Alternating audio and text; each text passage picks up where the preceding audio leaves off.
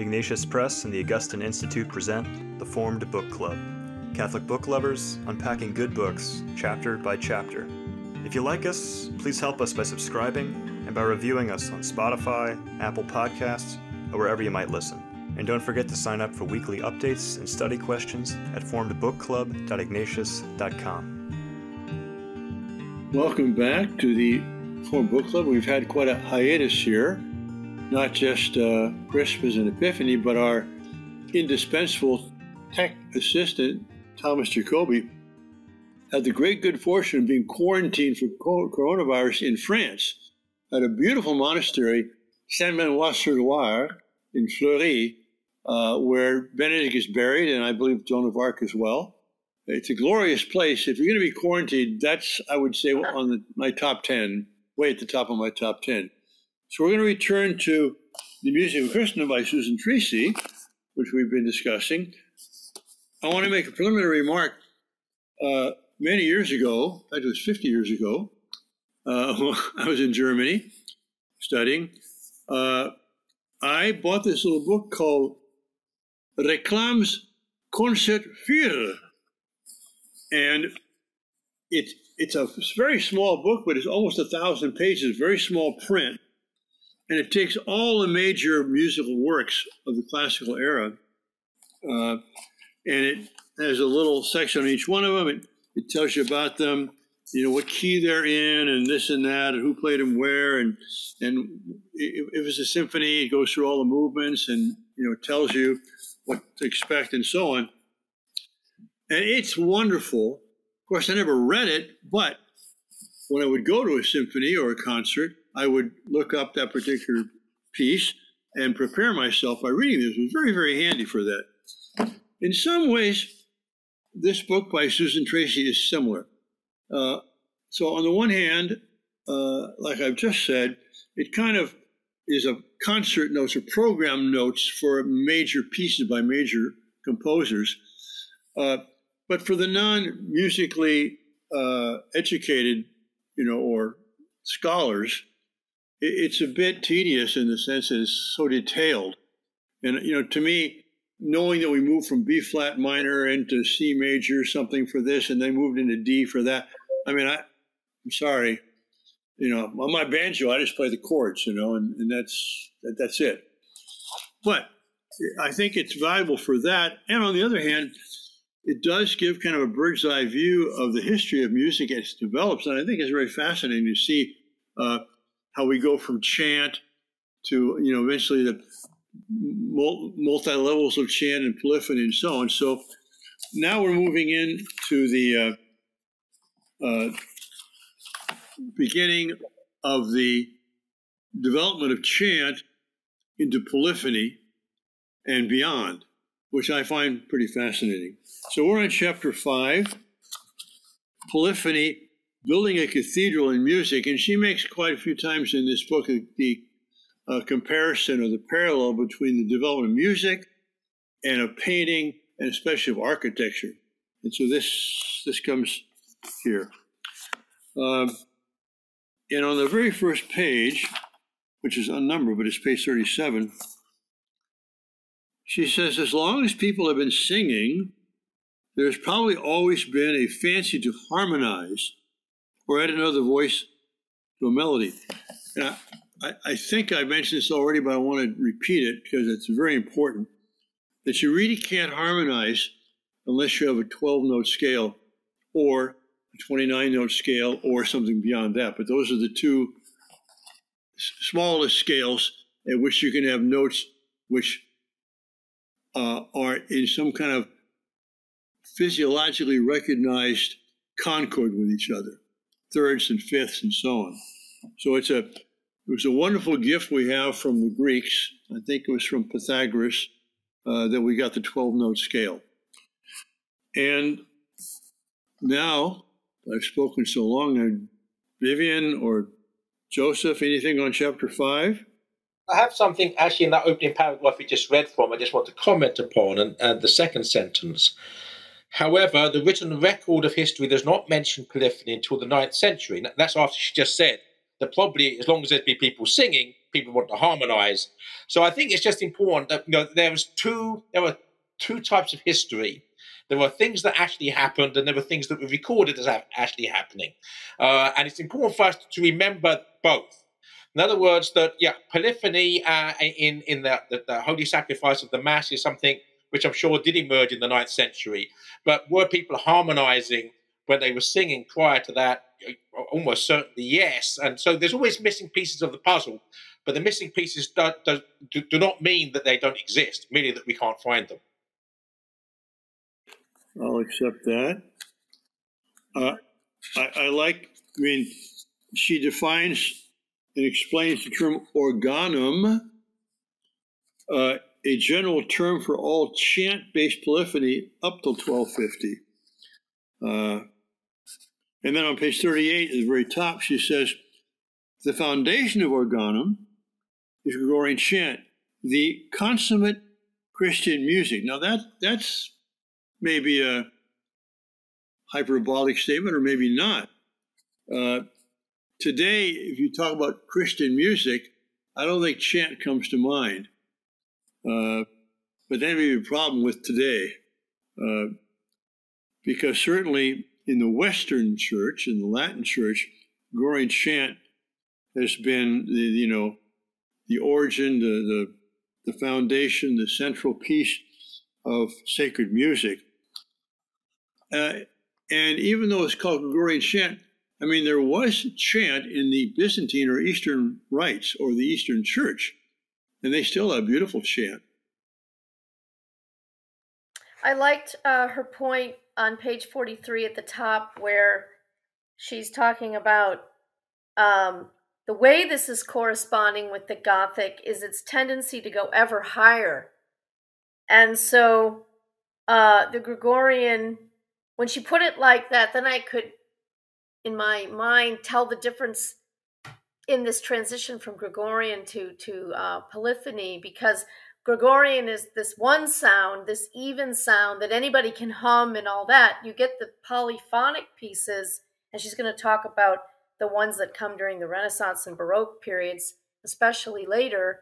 Now these ethereal, angelic, high sopranos and everything harmonizing with the lower registers, that's like this tendency for the Gothic churches to be built taller and taller, and the arches going higher, and right? The metaphor is wonderful. The need for buttressing. If you're going to go higher and higher, you have to buttress at the foundational level and on the way up. And I think I don't know much about music at all, but I think that's what polyphony does. It obviously builds on that foundation of Gregorian chant, right? And then goes beyond it. And then these soaring, it's so moving when you're in a beautiful church and you hear this beautiful choral music. One thing I found interesting on that page actually as well is I do love the fact this is a history of music as well, amongst other things. And she talks about, and forgive my bad pronunciation, and correct it if need be, Guillaume de Machaut, 14th century. And he composed both sacred and secular music. And I think that's the key thing. Even if we're going to talk about Christian music, we did distinguish between Christian music and liturgical music. Because Christians can sing, about Jesus and Mary, and I mean the Red Book of Montserrat does that, but it's not music for the liturgy. So we have this parallel development of sacred and secular music, or what we might call liturgical music and folk music. And you see here that Guillaume de Machaut does both. So secular songs like his lovely Douce Dame Jolie, Sweet Pretty Lady, but then his grandest composition is the first full setting of the Mass, the Mass of Our Lady. So, we have this tradition of composers, if you like, having their feet in both waters, which I think is great. And one thing that I've appreciated about this book is that I, being a 20th and now 21st century person, see music. I see all these forms of music, both secular and sacred. They're all here, but to see how they developed and how they weren't all there all at once. You started with, chant, and then with polyphony, and then you moves on. And even on page 42, she says something about the melismatic chant, which is the more ornate chant, instead of having, a note for each syllable, you'd have many, many, many notes per syllable. And she says about a third of the way down about a particular piece here, the incipit, which means the beginning, the first word, alone lasts for a little over 4 minutes, whereas the entire gradual takes about 9 minutes. And what that means, this is between after the first reading before the gospel. They used to have what's called the gradual, from gradus meaning step, because you'd move up a step on the altar there. But they would sing the gradual and chant, and the first note, not the first note, the first syllable would take 4 minutes. So on. Well, that sounds like it would be horrible, except for the fact that this chant has such an otherworldly lilt to it that you can meditate. You can take a single word and have this melody going underneath it, and it allows you to pray. One of the things the council asked for was more silence at Mass. It really hasn't happened. And I must say I don't do too much myself. But, they try and do things like, a few moments after the first reading or after the homily, it's in silence. Some people do that, which I think is good, but it's a bit artificial.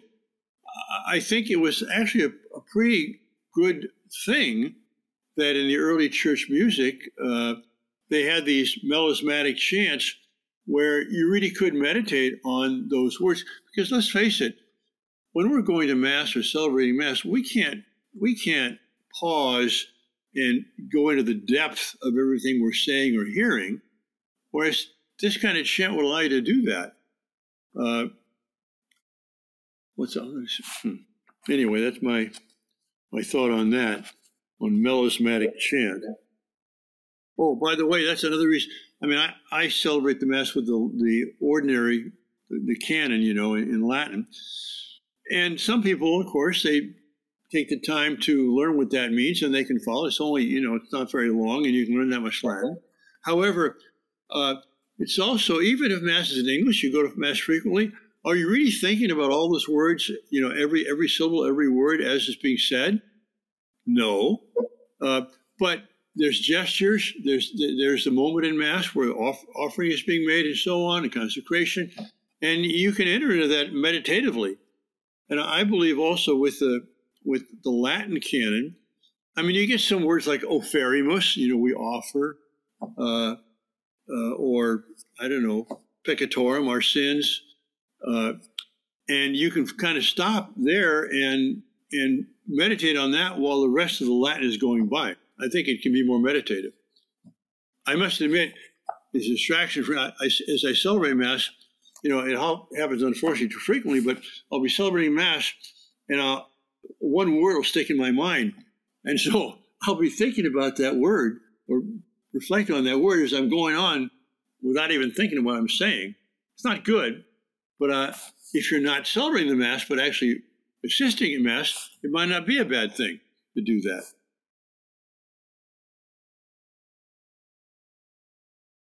I apologize. I'm more talkative. I just turned 81.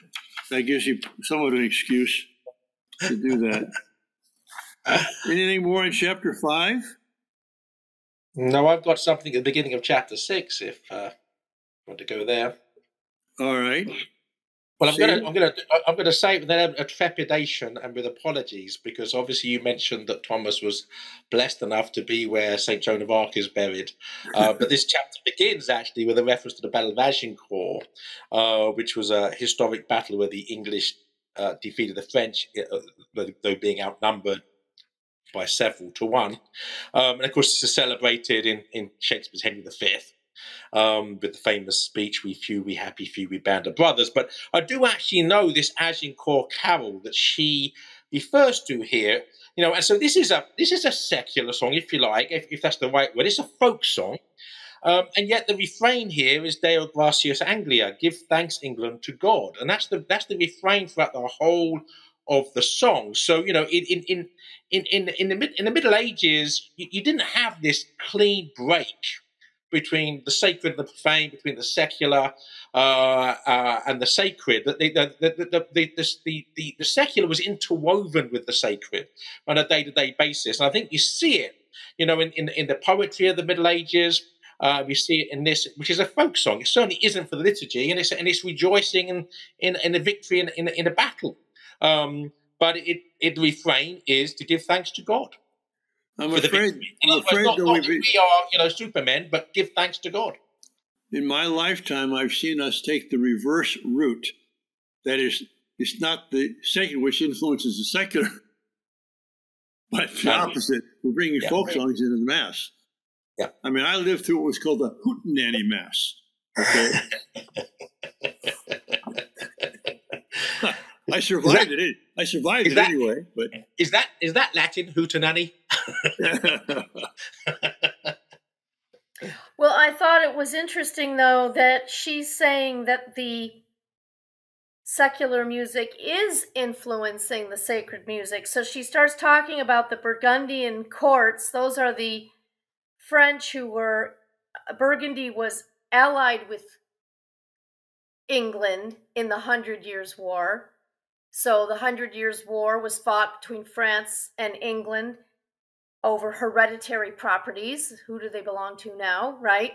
Because these families had intermarried. And so here Burgundy is the ally of the English against France. And here on page 47, she said, what was it that made English music so attractive to the French and the Burgundians? Well, right away I popped up because it seemed like you often read about French fashions being popular to the English, right? And so many monarchs being raised in France. I was kidding. Here it's going the other way around. What made the English music attractive to the French? Generally, English music was more popular in style. Melodies were simpler with regular phrasing, and rhythm was not so complex as in French vocal music. The voices tended to move in fuller chordal texture, text settings, mostly syllabic. But it was the harmony that was especially appealing, as English music featured more use of the intervals of third and sixth. So I thought that was a very interesting footnote to this whole cross-pollinization between secular and sacred, between English and French, this going back and forth across the channel. Because the Plantagenets were of French descent. The Dukes of Normandy were that invaded and became the kings of England. So that's what all these wars are about. It's not the English conquering France. It's about the French-speaking rulers of England wanting to retain what they believed to be rightfully theirs across the channel. That's right. It's all very complicated, That's right. It's very complicated. And when things get complicated, that's when the swords come out. Yeah. Right? Yes. There's only one way left to settle this, boys. Yeah. So I thought that was interesting. Yeah. So we're moving forward in history to a Renaissance Beethoven ? Josquin des Prés. I'm not sure I'm pronouncing that correctly because he's. You are pronouncing it correctly because I looked it up. Okay. Yes, and Thomas Jacoby, our technical assistant there in the room with you, Father, he and I had the joy of hearing Josquin des Prés' music performed live at our beautiful neo-Gothic church here in San Francisco, St. Dominic's, back in December, didn't we, Thomas? And prior to that choral concert, I had never heard of him before. And then, lo and behold, here he pops up in this book. So that's always nice when something like that happens. Well, a few of us listened to a great course on history of music years ago, and that's when I first heard about him. And so I recognize his name again here, but he was a really important figure in the development of music, and especially the move towards mensural music, that is metered music, where you have a meter to it. I mean, up to this time, for the most part, they had these melodies and these harmonies and so on, but they weren't rhythmic. They didn't have the meter to them that was introduced especially by this Josquin de Prez. And So back to Joseph. I'm yeah, sorry, Father. Well, so that's another thing, just to, it sort of makes the picture of music more detailed for me to see that, so the idea of having a beat and a rhythm and a meter, that wasn't always there. That was something that kind of came through over the period of the historical development of music. Anyway. Well, another footnote on this, back to Joseph's point about these musicians writing both secular and sacred music, and that's certainly true about Dupre as well. And in this concert, we heard a beautiful piece to the Blessed Virgin, but then we also heard this lament for a friend who had died. And the piece, I think it's mentioned in here somewhere, but I couldn't find it again. But what was interesting is that now you see the influence of the surrounding culture. This is the Renaissance with all of this interest in classical antiquity. And so in this lament for the friend who died, you hear about the muses and all of these references to classical mythology and things like this. So these musicians are both, as I said before, they're contributing to the culture. They're being formed by the culture. It's happening back and forth. And the church is also part of this ebb and flow of styles, of movements, of what people are interested in. Yeah, and I like the way that chapter 7 begins with actually not with a musician per se, at least not somebody who composes music, with Petrarch. That the father of humanism, as Susan Treacy calls him, which I don't think anybody's really going to argue with, and his discovery of a collection of Cicero's letters, and how this sort of led to this rebirth of a love for classical antiquity. And so when this chapter is called a Renaissance Beethoven, that Josquin de Prez is actually at the cusp of a major change. Sea change in the culture, where, if you like, the scholasticism and the church-centered culture sort of, let's say, makes way, but now shares the space, with this secular classical culture. The gods. I think it was the neo-medievalist scholar, art historian John Ruskin, who said that Venice changed from being a medieval virgin to being a Renaissance Venus. So that I think sort of metaphorically sort of explains the sort of thing that's happening. So of course that Josquin de Prez, and being on the cusp of this, is doing things that are very different. And Beethoven, as part of the Romantic movement, was doing something very similar, and it's another sea change. So a few hundred years later. But the churches always test everything, keep what is good, right? So now in this, close in this period, we have what's Thomas Aquinas doing? He's reading Aristotle, right? And baptizing and adopting everything that could be used to express the faith in a new way, in a fresh way. You mentioned Venice. The only thing I would say as a gentle corrective, I actually wrote something for the Imaginative Conservative this week on this, is God Beyond Reason, is that what was baptized by Plato, by Augustine as regards Plato, and by Aquinas as regards Aristotle, is reason, not the gods, not the theology of the pagans. It was not paganism that Aquinas is baptizing. It's the ratio of Plato and Aristotle. I didn't mean to suggest. I think we have to distinguish between that and Venus and the gods, and I'm nothing against that, by the way. I'm not saying we should not have had the Renaissance, but I do think we need to distinguish. That's all. Yes, we're not going to baptize idolatry.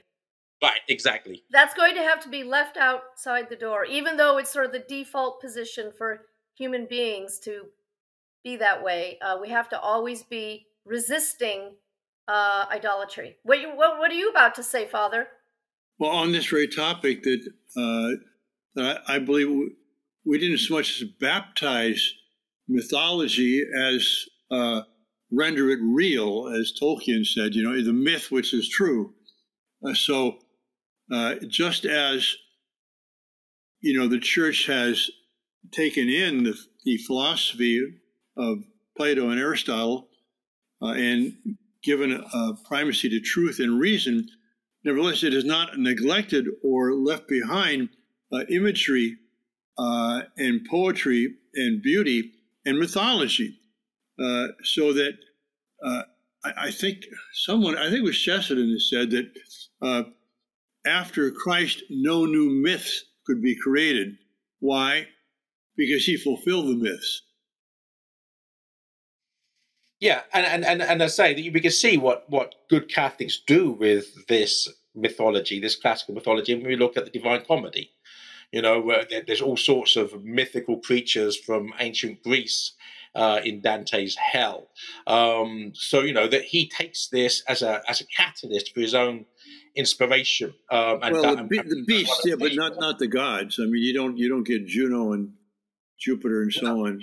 Oh, you don't. It's true. But then again, you have Tolkien's Lord of the Rings, which is a myth of its own, but it's a myth which is rooted in Christianity, Tolkien said fundamentally religious and Catholic, so it's not contradicting what you said earlier. That he's taken these myths, these stories, and he's used his Catholic imagination to produce something beautiful. Or another good example would be C.S. Lewis's "Till We Have Faces," Eros and Psyche. I mean, he's retelling it as a myth. Yes. But it's retold. I mean, he's improved upon the myth because of his Christian imagination. It's phenomenal. Yes. He does that in the children's books as well. They're loaded with figures from mythology. My battery is running low. Is that a good time to stop? Your battery? Okay, well, but how are you doing? You're not run by battery, are you? Okay. Well, I would have to go get my plug.